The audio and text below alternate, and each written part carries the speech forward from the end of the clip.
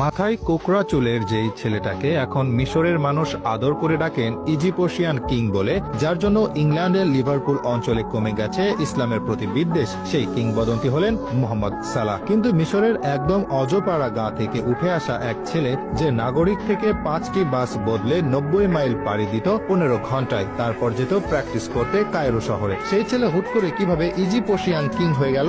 অবশ্য Egyptian king হয়ে ওঠার আগে তাকে মানুষ ডাকতেন ইজিপশিয়ান মেসি বলে। কিন্তু মেসির ছায়া থেকে বের হয়ে নিজের আলাদা পরিচয় তৈরি করতে একটুও সময় নেননি মোহাম্মদ সালাহ। এখন তিনি সবার কাছে হয়ে উঠেছেন the man, the myth, the legend হিসেবে।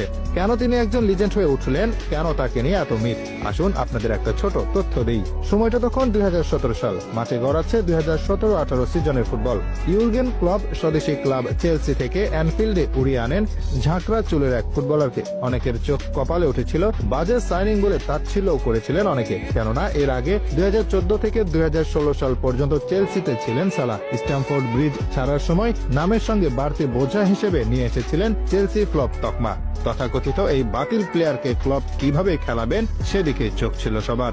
সালাহ লিভারপুলে আসার পর খুব দ্রুত তার পারফরম্যান্স এবং ব্যক্তিত্বের জন্য মানুষের প্রিয় হয়ে ওঠেন।